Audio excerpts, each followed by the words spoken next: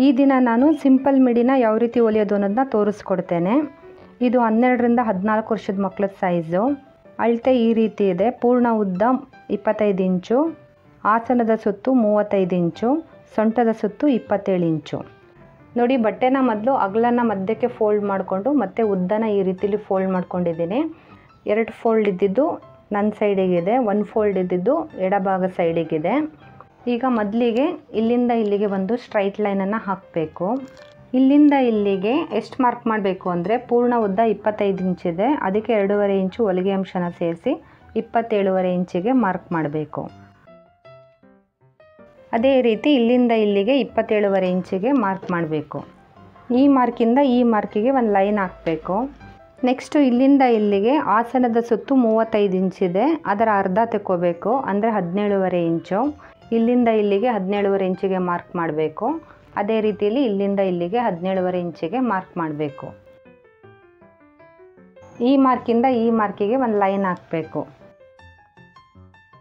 ಈಗ ಇಲ್ಲಿಂದ ಇಲ್ಲಿಗೆ, ಇಲ್ಲಿಂದ ಇಲ್ಲಿಗೆ, ಇಲ್ಲಿಂದ ಇಲ್ಲಿಗೆ ಕಟ್ ಮಾಡಬೇಕು. ಈ ರೀತಿಲಿ ಕಟ್ ಮಾಡ್ಕೋಬೇಕು.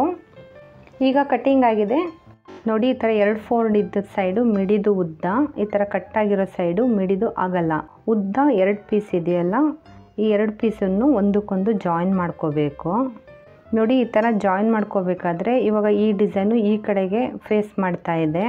ನೋಡಿ, ಇನ್ನೊಂದು ಬಟ್ಟೆಲಿ ಈ ಕಡೆಗೆ ಫೇಸ್ ಮಾಡ್ತಾ ಇದೆ, ಇದು ಈ ಕಡೆಗೆ ಫೇಸ್ ಮಾಡ್ತಾ ಇದೆ, ಇದು ಈ ಕಡೆಗೆ ಫೇಸ್ ಮಾಡ್ತಾ ಇದೆ. ಹಾಗಾಗಿ ಈ ಬಟ್ಟೆನ ಉಲ್ಟಾ ಮಾಡಿ ಎರಡೂ ಒಂದೇ ಕಡೆ ಫೇಸ್ ಮಾಡೋ ರೀತಿಲಿ ಹೊಲ್ಕೋಬೇಕು. ಈ ಥರ ಡಿಸೈನ್ ಇದ್ದಾಗ ಒಂದ್ಸಲ ನೋಡ್ಕೋಬೇಕು. ಈಗ ಇದನ್ನು ಈ ಕಡೆಗೆ ಫೇಸ್ ಮಾಡ್ತಾ ಇದೆ, ಇದನ್ನು ಈ ಕಡೆಗೆ ಫೇಸ್ ಮಾಡ್ತಾ ಇದೆ. ಇದನ್ನು ನೋಡಿಕೊಂಡು ಸರಿ ಬಟ್ಟೆ ಮೇಲೆ ಸರಿ ಬಟ್ಟೆನ ಇಟ್ಕೊಂಡು ಇಲ್ಲಿ ಅರ್ಧ ಇಂಚಿಗೆ 2 ಹೊಲಿಗೆನ ಹಾಕಬೇಕು. ಇಲ್ಲಿ ಹೊಲಿಯುವಾಗ ಇದೆರಡು ಬಟ್ಟೆನೂ ಈ ರೀತಿಲಿ ಜೋಡಿ ಮಾಡಿ ಇಟ್ಕೊಂಡಿರಬೇಕು.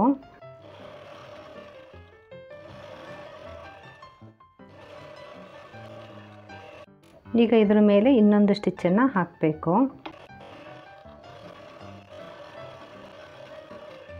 ನೋಡಿ, ಇದೇ ರೀತಿಯಲ್ಲಿ ಈ ಕಡೆ ತುದಿನೂ ಹೊಲ್ಕೋಬೇಕು.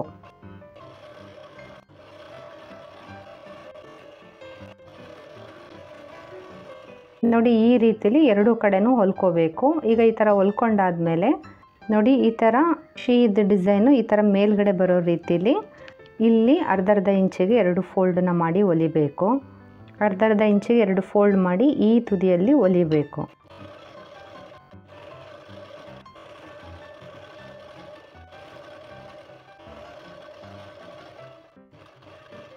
ನೋಡಿ, ಈ ರೀತಿಲಿ ಹೊಲ್ಕೋಬೇಕು. ಈ ಥರ ಹೊಲ್ಕೊಂಡಾದ್ಮೇಲೆ ಈಗ ಇಲ್ಲಿ ಮೇಲ್ಗಡೆ ಸರಿ ಬಟ್ಟೆ ಮೇಲೆ 1.5 ಇಂಚಿಗೆ ಮಾರ್ಕ್ ಹಾಕೋಬೇಕು.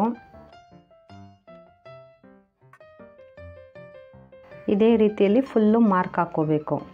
ಈ ರೀತಿ 1.5 ಇಂಚಿಗೆ ಮಾರ್ಕ್ ಹಾಕೊಂಡಾದ್ಮೇಲೆ ಈಗ ಈ ರೀತಿ ರಾಂಗ್ ಸೈಡ್ ಕಡೆಗೆ ಇದನ್ನು ಫೋಲ್ಡ್ ಮಾಡ್ಕೋಬೇಕು.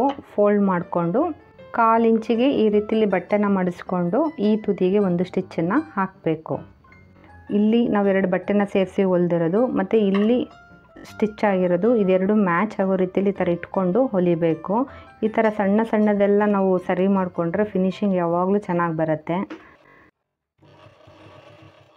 ಈ ರೀತಿಲಿ ನಾವು ಮಾರ್ಕ್ ಹಾಕಿರೋ ಹತ್ರ ಬಟ್ಟೆನ ಈ ಥರ ಫೋಲ್ಡ್ ಮಾಡಿಕೊಂಡು 1/4 ಇಂಚಿಗೆ ಇಲ್ಲಿ ಈ ರೀತಿ ಬಟ್ಟೆನ ಮಡಿಸ್ಕೊಂಡು ಈ ತುದಿಗೆ ಒಂದು ಸ್ಟಿಚ್ಚನ್ನು ಹಾಕಬೇಕು. ಇದೇ ರೀತಿಯಲ್ಲಿ ಫುಲ್ ಹೊಲ್ಕೋಬೇಕು. ನೋಡಿ, ಈಗ ಇಲ್ಲಿ ಬಂದಾಗ ಈ ಥರ 1.5 ಇಂಚಿಗೆ ಫೋಲ್ಡ್ ಮಾಡಿಕೊಂಡು ಈ ಸ್ಟಿಚ್ಚಿಗೆ ನಮ್ದು ಇಲ್ಲಿ ಸ್ಟಿಚ್ ಆಗಿರೋದಿದೆಯಲ್ಲ ಇದು ಮ್ಯಾಚ್ ಆಗೋ ರೀತಿಯಲ್ಲಿ ಈ ಥರ ಫೋಲ್ಡ್ ಮಾಡಿ ಇಟ್ಕೋಬೇಕು. ಈ ಥರ ಎಲ್ಲ ಮಾಡೋದ್ರಿಂದ ಫಿನಿಶಿಂಗ್ ತುಂಬ ಚೆನ್ನಾಗಿ ಬರುತ್ತೆ. ಬಟ್ಟೆನ ಹೊಲಿದು ಫಿನಿಶ್ ಮಾಡೋದ್ರ ಜೊತೆಗೆ ಪರ್ಫೆಕ್ಷನ್ ಕಡೆಗೂ ಗಮನ ಇರಬೇಕು. ನೋಡಿ, ನಾವು ಸ್ಟಿಚ್ಚನ್ನ ಇಲ್ಲಿಂದ ಸ್ಟಾರ್ಟ್ ಮಾಡಿದ್ದೀವಿ. ಈಗ ಇಲ್ಲಿಗೆ ಸ್ಟಿಚ್ಚನ್ನು ತಂದು ಸ್ಟಾಪ್ ಮಾಡಬಾರ್ದು. 1.5 ಇಂಚಷ್ಟು ಗ್ಯಾಪ್ ಕೊಟ್ಟು ಇಲ್ಲಿಗೆ ಸ್ಟಿಚ್ಚನ್ನು ನಿಲ್ಲಿಸಬೇಕು. ಈ ರೀತಿಲಿ ಒಂದು ಗ್ಯಾಪನ್ನು ಬಿಡಬೇಕು. ಈಗ ಇದರೊಳಗಡೆ ಎಲಾಸ್ಟಿಕ್ಕನ್ನು ಹಾಕಬೇಕು. ಸೊಂಟದ ಸುತ್ತು 27 ಇಂಚಿದೆ, ಅದರಲ್ಲಿ 4 ಇಂಚನ್ನು ಮೈನಸ್ ಮಾಡಬೇಕು. 23 ಇಂಚಿಂದು ಎಲಾಸ್ಟಿಕ್ ತೊಗೋಬೇಕು. ನೋಡಿ ಇದು ಅಗಲ 1 ಇಂಚಿದೆ, ಉದ್ದ 23 ಇಂಚಿದೆ. ಈ ರೀತಿಲಿ ಇಟ್ಕೊಂಡು ನೋಡಿ ಈ ಥರ ಮಾರ್ಕ್ ಹಾಕ್ಕೋಬೇಕು. ಈ ಥರ ಮಾರ್ಕ್ ಹಾಕ್ಕೊಂಡಿಲ್ಲ ಅಂದರೆ ನಾವು ಒಳಗಡೆ ಎಲಾಸ್ಟಿಕ್ ಹಾಕಬೇಕಾದ್ರೆ ಒಂದೊಂದು ಸಲ ಈ ಥರ ಟ್ವಿಸ್ಟ್ ಆಗುತ್ತೆ. ಅದನ್ನು ಅವಾಯ್ಡ್ ಮಾಡಲಿಕ್ಕೆ ಈ ರೀತಿಲಿ ಮಾರ್ಕನ್ನು ಹಾಕ್ಕೋಬೇಕು. ಈಗ ಮಾರ್ಕನ್ನು ಹಾಕ್ಕೊಂಡು ಎಲಾಸ್ಟಿಕ್ ಹಾಕಬೇಕಾದ್ರೆ ಈ ಥರ ಸೂಜಿನ ಒಳಗಡೆ ಎಲಾಸ್ಟಿಕ್ ಒಳಗಡೆ ಹಾಕಿ ಇನ್ನೊಂದು ಸೈಡು ಈ ಥರ ಪಿನ್ನನ್ನು ಹಾಕ್ಕೊಂಡು ನೋಡಿ ಈ ಥರ ಮಾರ್ಕ್ ಹಾಕಿರೋದು ಮೇಲೆ ಇಟ್ಕೊಂಡಿದ್ದೀನಿ. ಇಲ್ಲೂ ಸಹ ಮಾರ್ಕ್ ಹಾಕಿರೋದೇ ಮೇಲೆ ಇದೆ. ಈಗ ಈ ಕಡೆಯಿಂದ ಎಲಾಸ್ಟಿಕ್ಕನ್ನು ಒಳಗಡೆ ಹಾಕಬೇಕು.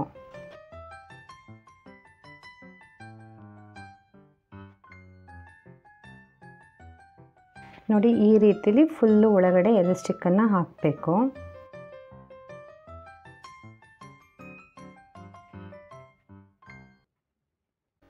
ನೋಡಿ ಈ ರೀತಿ ಹಾಕುವಾಗ ಒಂದೊಂದು ಸಲ ಬಟ್ಟೆ ಈ ಥರ ಎಲ್ಲ ಮೇಲೆ ಬಂದು ಹಿಂಗೆಲ್ಲ ಕ್ರಾಸ್ ಆಗ್ತಾ ಇರುತ್ತೆ. ಆಗ ಈ ಬಟ್ಟೆನೂ ಈ ರೀತಿಲಿ ಸರಿ ಮಾಡ್ಕೊಂಡು ಇಟ್ಕೊಂಡು ಹಾಕ್ತಾ ಹೋಗಬೇಕು.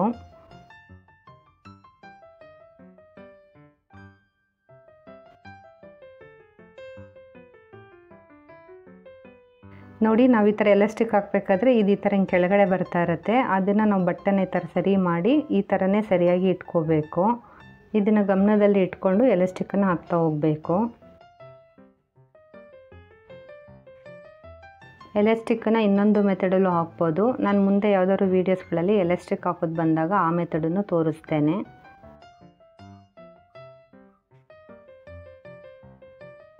ನೋಡಿ ಈ ರೀತಿ ಎಲಾಸ್ಟಿಕ್ನ ಹಾಕ್ಕೊಂಡಿದ್ದಾಗಿದೆ. ಇವಾಗ ನಾವಿಲ್ಲಿ ಮಾರ್ಕ್ ಹಾಕಿರೋವಂಥದ್ದು ಎರಡೂ ಈ ರೀತಿ ಮೇಲೆ ಬರೋ ರೀತಿಲಿ ಇಟ್ಕೊಂಡು ಈ ಥರ ಒಂದ್ರ ಮೇಲೆ ಒಂದನ್ನು ಇಟ್ಟು ಇಲ್ಲಿ ಈ ಥರ ಸ್ಟಿಚ್ಚನ್ನು ಹಾಕಬೇಕು.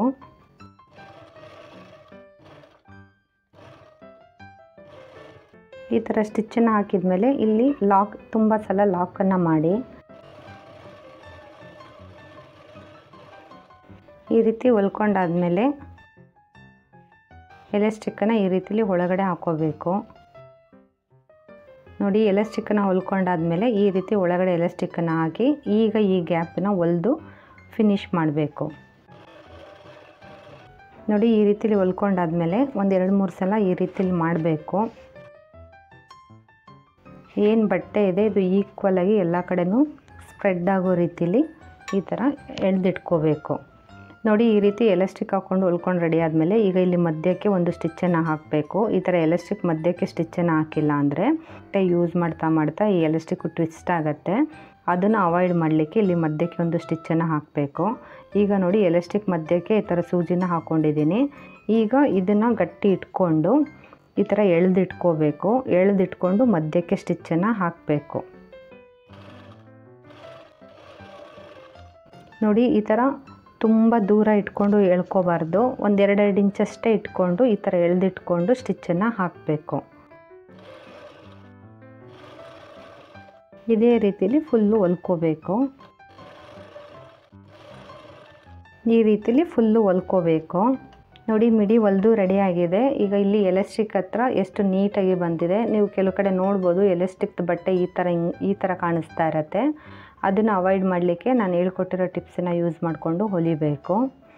ನಿಮಗೆ ಈ ವಿಡಿಯೋ ಇಷ್ಟ ಆದರೆ ಪ್ಲೀಸ್ ಲೈಕ್ ಮಾಡಿ, ಶೇರ್ ಮಾಡಿ, ಸಬ್ಸ್ಕ್ರೈಬ್ ಮಾಡ್ಕೊಳ್ಳಿ. Thank you.